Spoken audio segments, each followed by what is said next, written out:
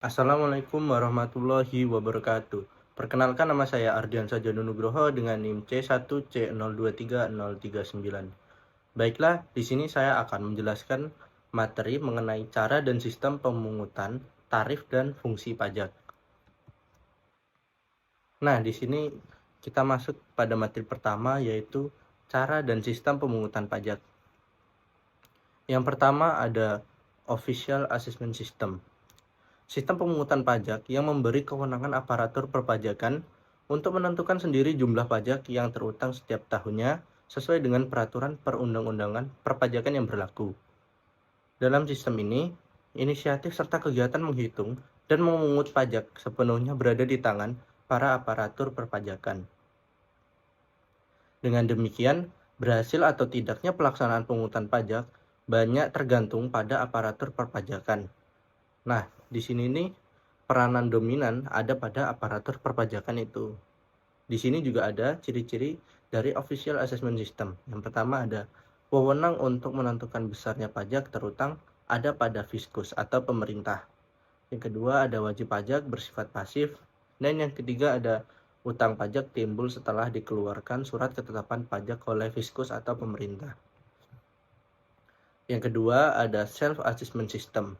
Yang kedua adalah Self-Assessment System, sistem pemungutan pajak yang memberi wewenang wajib pajak dalam menentukan sendiri jumlah pajak yang terutang setiap tahunnya sesuai dengan peraturan perundang-undangan perpajakan yang berlaku. Dalam sistem ini, inisiatif serta kegiatan menghitung dan memungut pajak sepenuhnya berada di tangan wajib pajak itu sendiri. Wajib pajak dianggap mampu menghitung pajak, memahami undang-undang perpajakan yang berlaku, mempunyai kejujuran yang tinggi, dan menyadari akan arti pentingnya membayar pajak.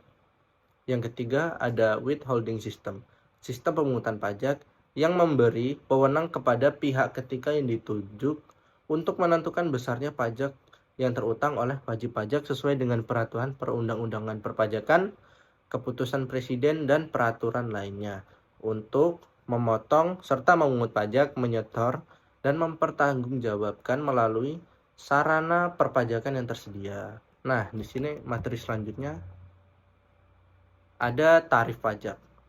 Tarif pajak terdapat 4 jenis.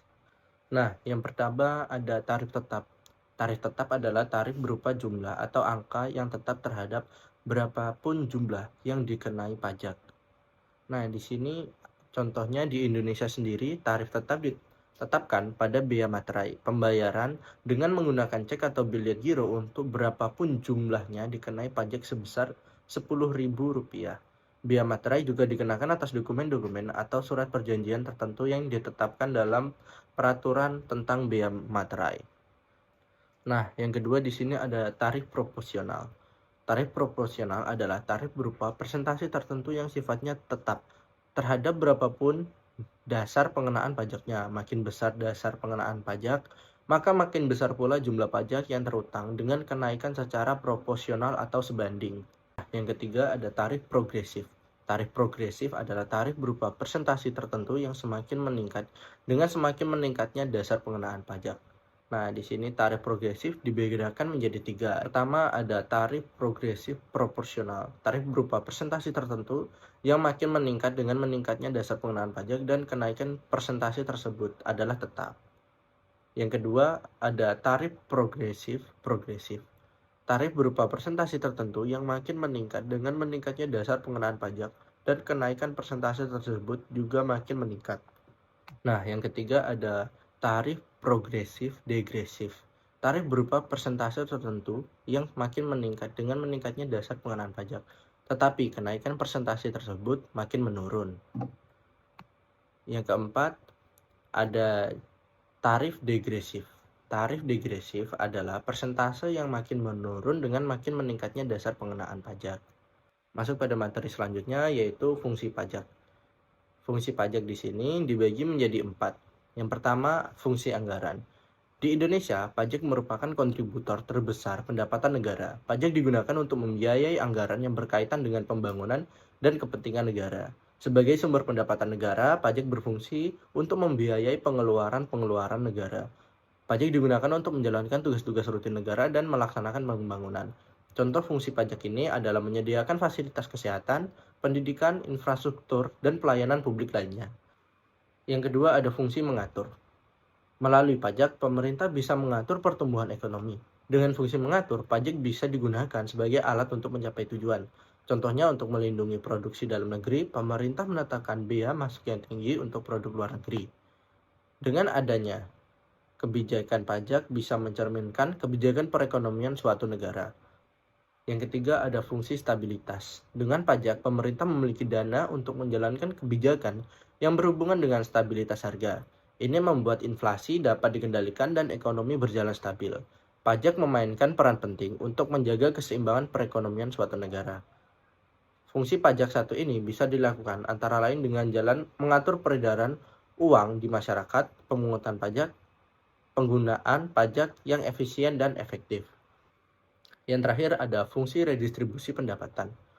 Pajak digunakan untuk membiayai semua kepentingan umum, termasuk juga untuk membiayai pembangunan. Pembangunan yang dimaksud adalah seperti pembangunan ekonomi yang menciptakan lapangan pekerjaan. Dengan terbukanya lapangan pekerjaan dapat mendistribusikan pendapatan masyarakat secara merata. Masuk pada kesimpulan. Dari materi yang sudah kita bahas tadi, kita dapat menarik kesimpulan, membayar pajak merupakan sebuah kewajiban wajib pajak terhadap pemerintah yang harus dijalankan sebagai seorang warga negara yang taat. Untuk melakukan pembayaran pajak, tentunya harus mengetahui bagaimana sistem pemungutan pajak yang berlaku di negara masing-masing. Dari berbagai sumber penerimaan negara tersebut, perpajakan sedang diupayakan sebagai pemasukan pokok anggaran negara. Seperti diketahui bahwa pajak juga digunakan sebagai indikator pengukuran keadaan ekonomi suatu negara, sehingga pengoptimalan perolehan pajak sangat berkaitan sekali dengan memaksimalkan upaya pemerintah dalam menyediakan pelayanan publik dan meningkatkan kesejahteraan rakyat. Cara dan sistem pemungutan pajak terdiri atas Official Assessment System, Self-Assessment System, dan Withholding System.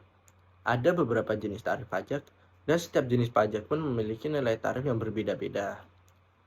Nah, di sini ada tarif pajak tetap, tarif pajak proporsional, tarif pajak progresif, dan tarif pajak degresif. Umumnya, fungsi pajak dikenal dengan 4 macam fungsi pajak tersebut, yaitu yang pertama ada fungsi anggaran, fungsi mengatur, fungsi stabilitas, dan fungsi redistribusi pendapatan. Sekian materi yang dapat saya sampaikan. Jika ada salah kata maupun materi yang belum sempurna, saya mohon maaf. Saya akhiri, wassalamualaikum warahmatullahi wabarakatuh.